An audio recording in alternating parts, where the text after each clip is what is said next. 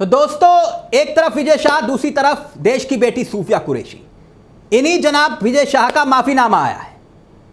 आज भी पीएम मोदी की आंख का तारा विजय शाह, जी वही विजय शाह जिसने देश की बेटी कर्नल सूफिया कुरैशी का अपमान किया, वही विजय शाह जिस पर मध्य प्रदेश की हाई कोर्ट ने 4 घंटे में एफआईआर दर्ज करने के आदेश दिए थे। एफआईआर दर्ज करने के वही विजय शाह जो दौड़ा दौड़ा सुप्रीम कोर्ट गया राहत के लिए, मगर उसी सुप्रीम कोर्ट ने फटकार लगाई और कहा आप माफी के लायक नहीं हैं। वही विजय शाह जिसकी भाषा को कोर्ट ने गटर छाप भाषा कहा था, वही विजय शाह। ये सारे के सारे वाक्य मोदी जी, अमित शाह जी और नड्डा जी यानी कि बीजेपी की 3G देखकर भी आंखें बंद कर लेती है, सुनकर भी मुंह नहीं खोलती। विजय शाह फिर से घुटनों पर आकर माफी मांग रहा है। बकायदा एक बयान जारी होता है। इतना ही नहीं, एक लिखित में देश के नाम माफीनामा आता है। खैर, उस माफीनामे को भी आपको दिखाऊंगा जिसमें तमाम गलतियां हैं, यानी भाषा पर माफी और भाषा में ही गलतियों का अंबार। खैर, पहले इनकी नई माफी को सुनिएगा और फिर वो लिखित माफीनामे का भी मैं जिक्र करूंगा और उसका मतलब क्या है, क्यों आखिरकार ये शख्स बार बार माफी मांग रहा है। इसके पीछे भी एक राज छिपा है। मगर बीजेपी की आन बान और शान मंत्री विजय शाह एक बार फिर से कैसे माफी मांग रहा है, सुनिए जरा। जय हिंद। पिछले दिनों पहलगाम में हुए जघन्य हत्याकांड से मन दुखी और विचलित था। मेरा राष्ट्र के प्रति अपार प्रेम और भारतीय सेना के प्रति आदर और सम्मान हमेशा रहा है। मेरे द्वारा कहे गए शब्दों से समुदाय, धर्म और देशवासियों को दुख पहुंचा है। ये मेरी भाषाई भूल थी। मेरा आशय किसी भी धर्म, जाति या समुदाय को ठेस पहुंचाना या आहत करना नहीं था। भूलवश अपने द्वारा कहे गए शब्दों के लिए मैं पूरी तरह भारतीय सेना, बहन कर्नल सूफिया कुरैशी, समस्त देशवासियों से पूरी तरह क्षमा प्रार्थी हूँ एवं पुनः हाथ जोड़कर अब सबसे माफी मांगता हूँ। जनाब सुप्रीम कोर्ट पहुंचे, सुप्रीम कोर्ट में लताड़ लगी, एसआईटी गठित हुई और अब इस मामले में जांच चल रही है और जांच की स्टेटस रिपोर्ट आने वाली है। आप समझिए क्यों गिड़गिड़ा रहा है। 28 मई को सुप्रीम कोर्ट में स्टेटस रिपोर्ट आने वाली है, यानी दिन नजदीक है। विजय शाह को डर है कि उसकी गिरफ्तारी हो सकती है, जेल भी जाना पड़ सकता है, जेल जाने का खतरा मंडरा रहा है। उससे जबरदस्त तरीके से यह शख्स डरा हुआ है। एक तो पहले ही जब से मामला सुर्खियां बनी, एसआईटी गठित हुई, मंत्री तब से अंडरग्राउंड बताए जा रहे हैं, मीडिया के सामने नहीं आए। मीडिया ने भी तलाशा, जमीन आसमान एक किया, मगर ढूंढ नहीं पाए। और इस बीच याद करिए, बीते मंगलवार कैबिनेट की बैठक हुई। इन्हीं मंत्री को मध्य प्रदेश की सरकार ने न्योता तक नहीं भेजा, कैबिनेट का एजेंडा तक नहीं भेजा। और इस बीच 28 तारीख नजदीक आ रही है और उससे पहले यह नया माफीनामा आया है, यानी विजय शाह घुटनों पर है, गिड़गिड़ा रहा है। अब आप समझे, इस माफीनामे में एक नया पैतरा है, ताकि कोर्ट में जाएंगे, कहेंगे मैलॉर्ड हमने फिर से माफी मांग ली। लेकिन अब उस माफीनामे का जिक्र भी जरूरी है।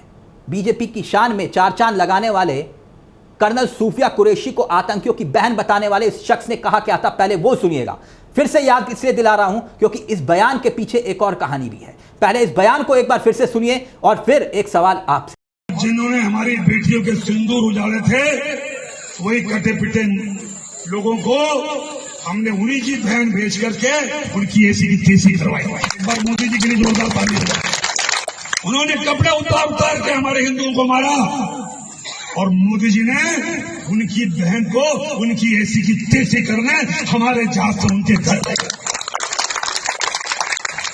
यह बयान मैंने आपको इसलिए दोबारा सुनाया, याद दिलाया, क्योंकि सवाल अब मेरा आपसे है कि क्या इस बयान को सुनने के बाद आपको लगता है यह शख्स माफी के लायक है? जिस बयान को लेकर विजय शाह बुरी तरह से फंस गए, जिस बयान को लेकर बीजेपी की थू-थू हुई, उसी बयान को लेकर वो माफी मांग रहे हैं। मगर बीजेपी आला कमान यानी कि मोदी जी, अमित शाह जी और नड्डा जी, वो भी आज भी उन्हीं का दुलारा बना हुआ है। जो पार्टी कहती है बेटी की शान में, बेटी के सम्मान में बीजेपी मैदान में, लेकिन यहां विजय जी के शान में बीजेपी मैदान में। अब चाहे माफी मांगे या फिर नहीं, वो तो हकीकत है। वीडियो संदेश आया, माफीनामा आया, अब माफीनामा में क्या है अब वो भी आप देखिएगा और देखेंगे तो हैरत में आ जाएंगे। उसे पढ़िएगा क्योंकि ये वायरल हो रहा है।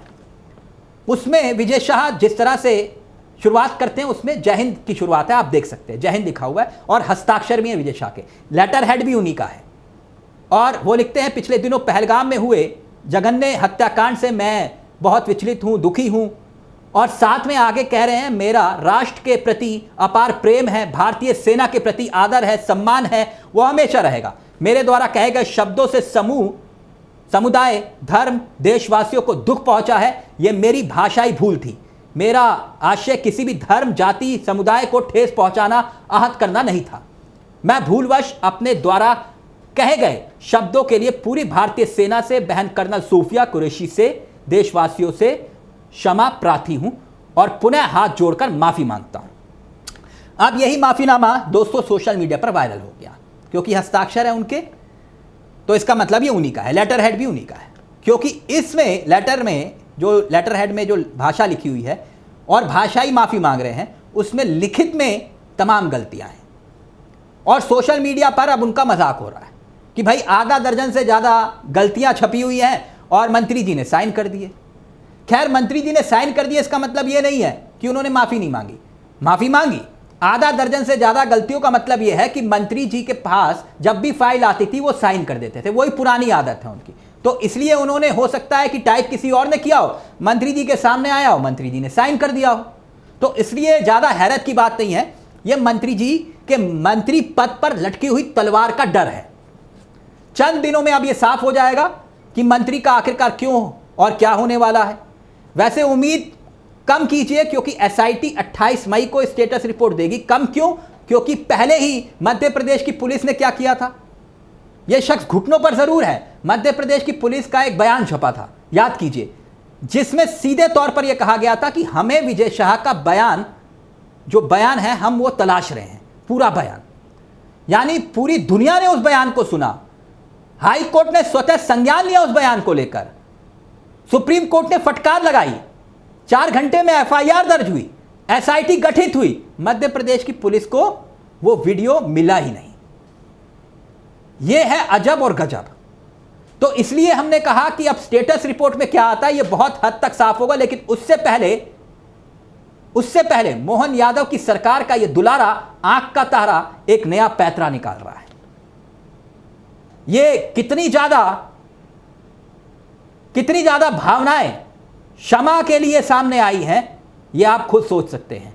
यह माफी है या पैतरा है, इसको लेकर आपकी क्या राय है दोस्तों, हमें कमेंट बॉक्स में जरूर बताइएगा। और एक छोटी सी दरख्वास्त आपसे, ये आप ही का चैनल है, आप ही की आवाज इस मंच से हम उठाते हैं। और जैसे कि हम कहते हैं, आप देखेंगे ये कलम गुलाम नहीं है, इसके बहुत बड़े मायने हैं दोस्तों, इस दौर में कम से कम।